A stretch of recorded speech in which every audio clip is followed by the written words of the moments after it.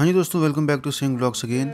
दोस्तों ਇਹ ਕੁਝ ਕੁਐਸਚਨਸ ਨੇ 24 ਫਰਵਰੀ ਦੇ ਜੋ ਰਹਿੰਦੇ ਸੀ ਤੇ ਇਸ ਵੀਡੀਓ ਵਿੱਚ ਮੈਂ ਤੁਹਾਨੂੰ ਦੱਸੂਗਾ ਕਿ ਇੱਕ ਮੁੰਡੇ ਨੇ ਬਾਬਾ ਜੀ ਨੂੰ ਕਿਹਾ ਕਿ ਮੈਂ ਤੁਹਾਡਾ ਕਮਾਂਡਰ ਬਣਨਾ ਵਾ ਤੇ ਸ਼ਾਮ ਨੂੰ ਬੈਠਣ ਬਾਰੇ ਵੀ ਉਹਨੇ ਕਿਹਾ ਬਾਬਾ ਜੀ ਨਾਲ। ਤਾਂ ਵੀਡੀਓ ਪੂਰੀ ਦੇਖਿਓ। ਇੱਕ ਭਾਈ ਨੇ बाबा जी तो पूछा, बाबा जी कृपा करो भजन सिमरन हो जावे। बाबा जी ने फरमाया, बेटा उसकी तो बहुत कृपा है, हमारी पहचान में कमी है। वो तो जिस वक्त हमने जन्म लिया है ना, वो उसी वक्त से हमारा सहारा बन के खड़ा है। इंसान भटक जाता है, तो अगर हम हमारा दायरा सही रखेंगे, अपना ध्यान उसके साथ जोड़ के रखेंगे, तो वो अपने आप बख्शिश करेगा। और दूसरा क्वेश्चन उसने ये पूछा कि बाबा जी जब हमें दुख तकलीफ़ों का सामना करना पड़ता है तो क्या वो इस जन्म का हिसाब किताब होता है या पिछले जन्म का? बाबा जी ने कहा कि दोनों ही हैं बेटा, पिछले जन्म का भी हिसाब किताब है, इस जन्म का भी हिसाब किताब है। अब कर्मों का हिसाब किताब तो देना पड़ेगा। कर्म जो जो करेगा तू वही फिर भोगना पड़ना। तो और तो कोई कर्म ले नहीं सकता, वो तो हमारे हैं। तो हमें क्या फ़र्क पड़ता है दूसरे कर्म के हैं या इस जन्म के हैं, हमने तो हिसाब किताब देना है बेटा।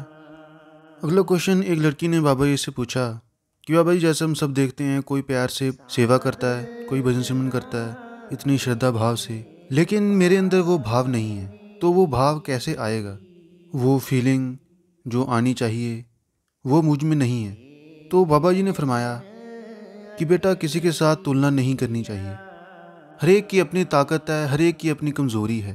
जो आपकी करनी है करते जाएं।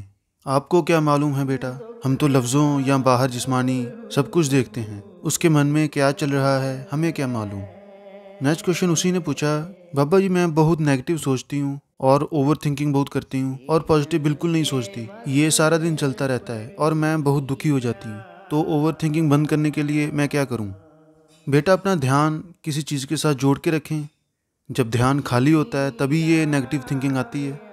अगर आप कोई ना कोई हॉबी या किसी चीज़ के साथ अपने आप को जोड़ के रखेंगे तो क्यों ऐसी सोच आएगी। नेक्स्ट क्वेश्चन, बाबा जी मेरा मन काबू में नहीं है। बाबा जी ने कहा किसी का मन भी काबू में नहीं है, इसीलिए तो बैठे हैं। और संगत हंसी। बाबा जी क्या करूं मैं? बाबा जी ने क्या शादी कर ले, शायद काबू हो जाए। और संगत हंस पड़ी। तो आगे उसने फिर कुछ पूछा था, तो बाबा जी ने कहा बेटा मन को बागी किसने किया है? हम ही ने तो किया है, और किसने थोड़ी ना किया है। हम अगर उसकी मांग भरते जाएंगे तो वो बेकाबू हो जाएगा। अब उसका नुकसान तो हमें ही पड़ेगा ना। अगर मालिक ने हमें विवेक की ताकत दी है तो हमें अपना अच्छा और बुरा सोचना चाहिए। क्या सारी उम्र आपने किसी के अधीन होकर चलना है या खुद मुख्तियार होना है? इसलिए हमें गुलामी छोड़नी चाहिए मन की।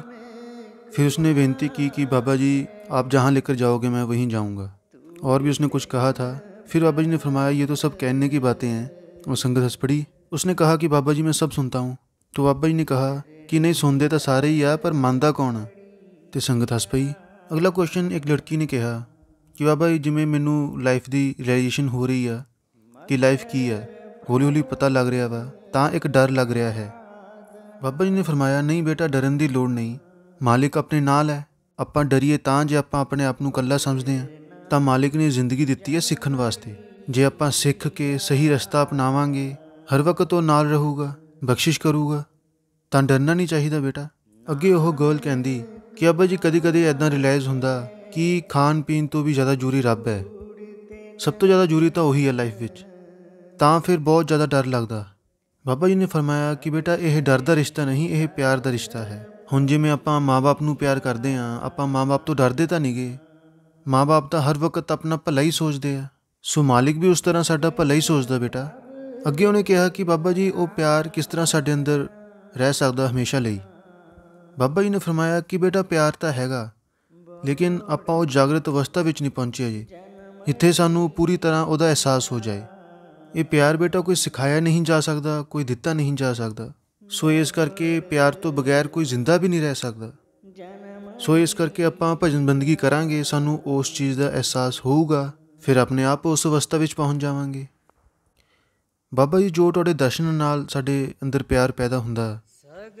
दर्शन बेटा दिते जांदे, लिते नहीं जांदे। बाबा जी फिर किस तरह तुहाडे नाल प्यार पैदा हो सकता रब दे दर्शन नाल? बेटा अजे आपां ओह दर्शनां दी अवस्था विच नहीं पहुँचे, अजे तो आप देखने की अवस्था पहुँचे हैं।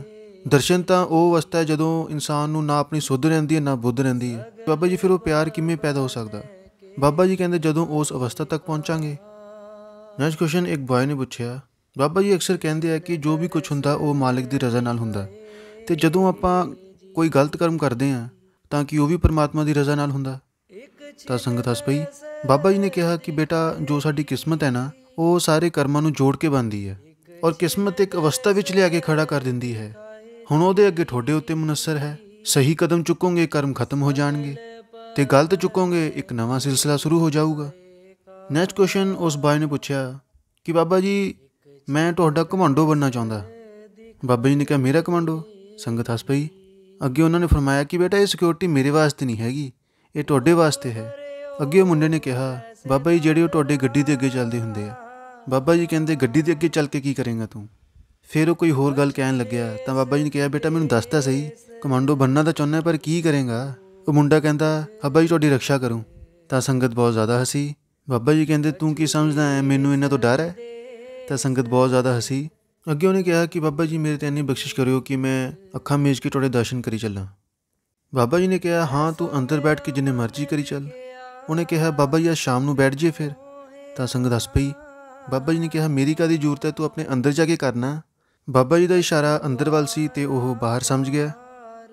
नेक्स्ट क्वेश्चन एक बॉय ने पूछा, बाबा जी अगर किसी ने ना सेवा की हो ना भजन सिमरन किया हो तो क्या उसके कर्म कट सकते हैं बाबा जी?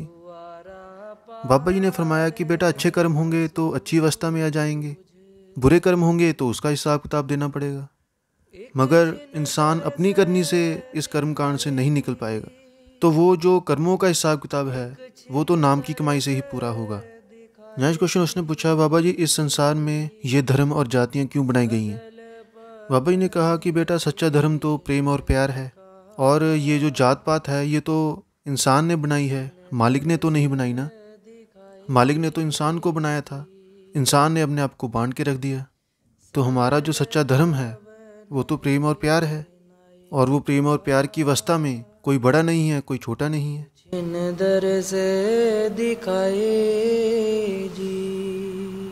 सो फ्रेंड्स, ये थी आज की वीडियो। ऐसे ही वीडियोस के लिए आप चैनल को सब्सक्राइब भी कर सकते हो और बेल आइकन प्रेस करके ऑल पे कर दें, हाँ, जो मेरी वीडियोस की अपडेट्स आप तक पहुंचते रहें। मैं आपका दोस्त देविंदर सिंह, मिलता हूँ अगली वीडियो में। Take care, bye bye. उथे दी करदा नाल रूहां दे लारा लाया, तुसी चलो मैं नाले आया। इत्थे परदा जा बनाया, मैं परम भुलाया फिरदा हां, मैं गल उथे दी करदा हां, पर गल करदा भी डरदा हां, मैं गल उथे दी करदा हां। नाल हाकम दे खेल